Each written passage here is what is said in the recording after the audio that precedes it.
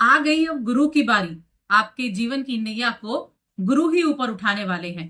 तो थंबनेल तो आपने देख ही लिया होगा, और ये थंबनेल का जो टाइटल है ये आपके जीवन में सच भी होने वाला है। जय माता दी दोस्तों, आप सभी का स्वागत है हमारे YouTube चैनल अमृता एस्ट्रो में। तो देखिए, गुरु बृहस्पति की मैंने बात की है, और गुरु बृहस्पति की बात क्यों की है? क्योंकि गुरु बृहस्पति अभी अगर आप देखें तो आपकी कुंडली में पंचम भाव में मौजूद है गुरु बृहस्पति।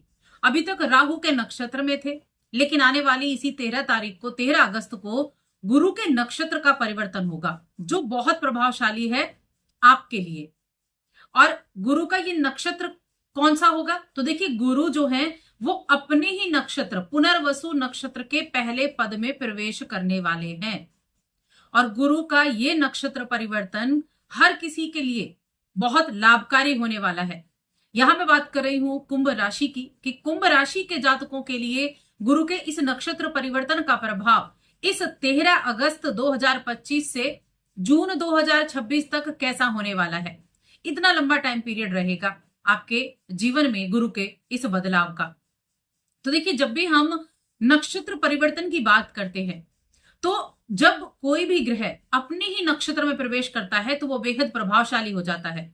उसके अंदर उस नक्षत्र के द्वारा, यानी अपने नक्षत्र में आया तो अपने जो उसके गुण हैं, जो उसके कारक तत्व हैं, जो वो देने के लिए आया है, उनको देने के लिए वो वहां पर बाध्य हो जाता है।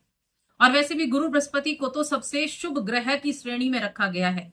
और जब हम कुंभ राशि की बात करते हैं तो कुंभ राशि के तो धन के कारक ही जो गुरु बृहस्पति होते हैं, क्योंकि आपके तो दूसरा घर जो धन का भाव है और आपके इनकम के सोर्स आपका 11वां भाव, उसके स्वामी ही गुरु बृहस्पति होते हैं।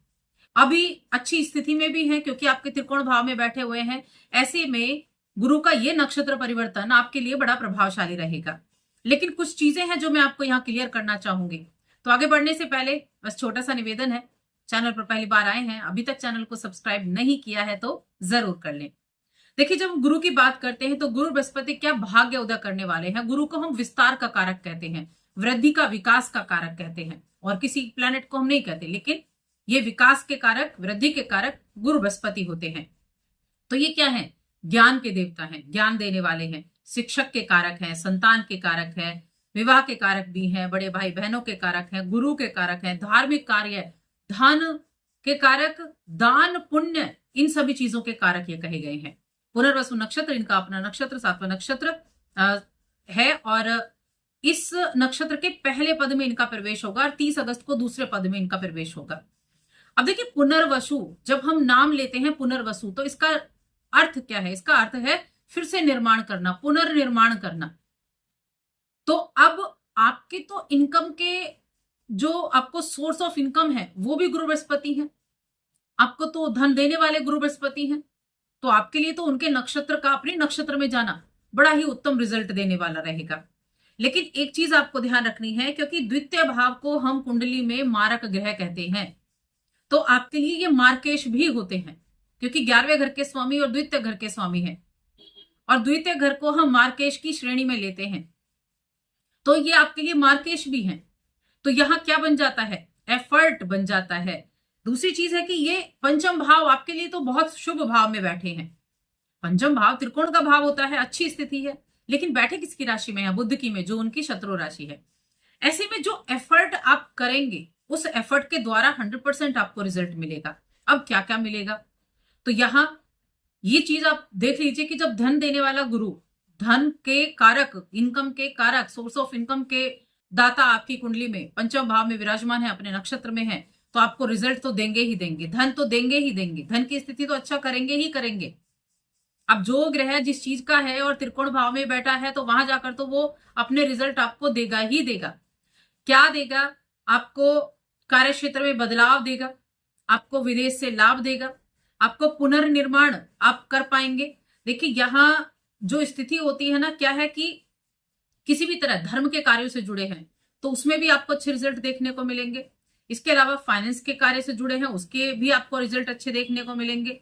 आपके अंदर एक संचार कौशल अच्छा रहेगा, आप रचनात्मकता की तरफ चलेंगे, बुद्धिमानी से कार्य करेंगे। और जो ऐसे क्षेत्र हैं जहां आप एजुकेशन के डिपार्टमेंट से हैं, आप फाइनेंस के डिपार्टमेंट से हैं, आप किसी भी तरह के कम्युनिकेशन के डिपार्टमेंट से हैं, उन लोगों के लिए बड़ा अच्छा रिजल्ट रहेगा। आप लेखक हैं, आपके लिए बहुत अच्छा है। तो ये ऐसे लोगों के लिए बड़ा अच्छा रहने वाला है। आप बड़े प्रेरणादायक रहेंगे, लेकिन कब? क्योंकि दो चीजें याद रखनी है, मार्केश है और दूसरा शत्रु राशि में है। तो क्या चीजें याद रखनी है कि भाग्य के भरोसे ना रहकर कर्म पर विश्वास करना है।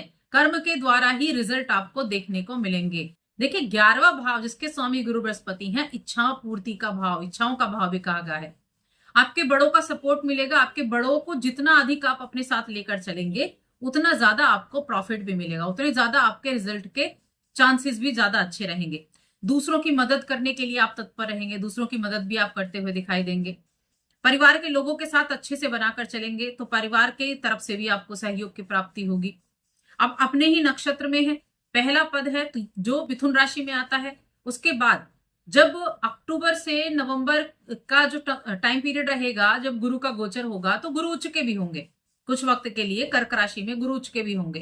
हालांकि छठे भाव में गुरु अच्छे नहीं कहे गए हैं, लेकिन फिर भी नक्षत्र इनका अच्छा रहेगा और उच्च के होंगे तो यहां भी आपको इनकम के चांसेस बनने वाले हैं। जब ऐसी स्थिति हो कि अच्छा ग्रह अच्छे नक्षत्र अपने नक्षत्र में गया तो वो आपको कितना भी बुरी स्थिति में क्यों ना बैठा हो, लेकिन आपको रिजल्ट जरूर देगा। आपके एफर्ट के द्वारा, आपकी मेहनत के द्वारा, आपके काम के द्वारा आपको रिजल्ट देगा। एक तरफ तो जहां शनि वक्री है दूसरे भाव में, वही गुरु की पोजीशन अच्छी हुई है। और कहते हैं ना कि जब गुरु बृहस्पति स्ट्रांग हो जाए तो उसकी जो दृष्टि होती है, देखिए गुरु कहीं भी बैठा हो, लेकिन कहीं भी बैठा हो गुरु, जहां वो देखेगा वहां आप मान लीजिए वहां आपको रिजल्ट मिलेंगे। पंचम भाव में बैठा है तो 11वें पर दृष्टि हुई, 11वें पर दृष्टि हुई, आपकी राशि पर दृष्टि हुई और साथ में आपके नवम भाव पर दृष्टि हुई। तो यहां बड़ी स्थितियां आपके लिए अच्छी होने वाली हैं।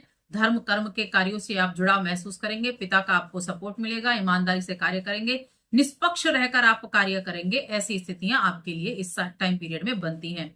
सौभाग्य लेकर आया है और नवीनीकरण, किसी चीज का नवीनीकरण, आप कोई अपने किसी नए कार्य से जुड़ सकते हैं, किसी नए काम की शुरुआत आप कर सकते हैं। देखिए जो मैंने कहा था ना कि इनकम के सोर्स ऑफ इनकम के कारक गुरु बृहस्पति है, तो आपको नए नए सोर्सेज आपके लिए पैदा हो सकते हैं। काम कुछ और कर रहे थे, कुछ और कार्य आपके सामने आ सकता है, किसी से आप मिलकर किसी के साथ पार्टनरशिप में आप काम कर सकते हैं। तो ऐसी स्थितियां रहेंगी। शेयर मार्केट के लिए भी ये टाइम पीरियड मैं कहूंगी ठीक ठाक रहने वाला है। जितना सोच समझकर आप यहाँ शेयर मार्केट में निवेश करेंगे उतने अच्छे रिजल्ट आपको देखने को मिलेंगे। लगभग 330 दिनों का ये टाइम है जब गुरु का ये जो गोचर है ये आपके लिए बहुत उत्तम होने वाला है। और देखिए शनि वक्री है, शनि नवंबर में जाकर मार्गी होंगे। ऐसे में जब गुरु मजबूत हो तो जो ग्रह मजबूत है उसके रिजल्ट आपको प्राप्त करने चाहिए, उसके लिए आपको मेहनत करनी चाहिए। क्या करना है? प्रतिदिन केसर का उसका चंदन का तिलक लगाना है, पीले चंदन का टीका प्रतिदिन लगाएं और साथ में मंदिर जाना शुरू करें, धर्म कर्म के कार्यों से भी जुड़े, थोड़ा सा पूजा पाठ में भी आप मन लगाएं। अपने बड़ों का सम्मान करें, चाहे वो आपके घर पर हो चाहे वो आपके ऑफिस में हो। जो आपके गुरु है, गुरुजन है, उनका सम्मान करें, किसी भी तरह से उनका अपमान ना करें। आपके घर के बड़े बुजुर्ग हैं उनका सम्मान करें, तो गुरु भी मजबूत रहेंगे और गुरु का रिजल्ट आपको अच्छा मिलेगा। संतान प्राप्ति के योग भी इस टाइम पीरियड में आपके लिए बहुत अच्छे से बनने वाले हैं, क्योंकि पंचम में गुरु बैठे हैं, 11वें घर इच्छा पूर्ति के भाव को देख रहे हैं, अपने ही नक्षत्र में है, तो यहाँ संतान प्राप्ति के योग भी आपके लिए बनेंगे। इसके अलावा और क्या बनेगा? देखिए जो शादी के योग्य जातक हैं और शादी नहीं हो पा रही थी किसी भी तरीके से, तो विवाह के प्रस्ताव आएंगे। और इसी टाइम पीरियड में आप ये देखेंगे इस 2025 का अंतिम समय और 2026 की शुरुआत के 6 महीने ये बहुत अनुकूल रहेंगे। इस टाइम पीरियड में आप ये मान लीजिए शादी विवाह के सबसे ज्यादा चांसेस बनने वाले हैं। विवाह प्रस्ताव आएगा, विवाह की बातें तय होंगी, विवाह की डेट फाइनल हो सकती है, तो ऐसी चीजें रहेंगी। यहाँ तक कि प्रेम जीवन के मामले में भी ये जो टाइम पीरियड रहेगा ये अच्छा रहेगा। बहुत उत्तम रिजल्ट आपको देखने को मिलेंगे। बहुमुखी प्रतिभा के जो प्रतिभाशाली है जो व्यक्ति, उनको बहुत कुछ करने को मिलेगा। अपनी हर एक चीज को लेकर अनुकूल आप दिखाई देंगे। तो जो मैंने बताया, थोड़े से सावधानी जो मैंने बताई वो भी करनी है और उपाय जो बताया वो भी आपको करने हैं, प्रतिदिन करने हैं। पीले चंदन का टीका प्रतिदिन लगाना शुरू कर दीजिए और मंदिर जाना शुरू कर दीजिए, तो आपको बहुत अच्छे रिजल्ट उसके देखने को मिलेंगे। क्योंकि कोई भी शुभ ग्रह जब किसी अपने नक्षत्र में जाए और कोई एक नेगेटिव प्लैनेट भी आपका बैठा चाहे वो आपके राशि के स्वामी क्यों ना हो, तो पॉजिटिव ग्रह का रिजल्ट आपको जरूर लेना चाहिए, उसके लिए उपाय आपको जरूर करने चाहिए। तो बस आज की इस वीडियो में इतना ही। वीडियो कैसी लगी कमेंट करके जरूर बताएं। जय माता दी।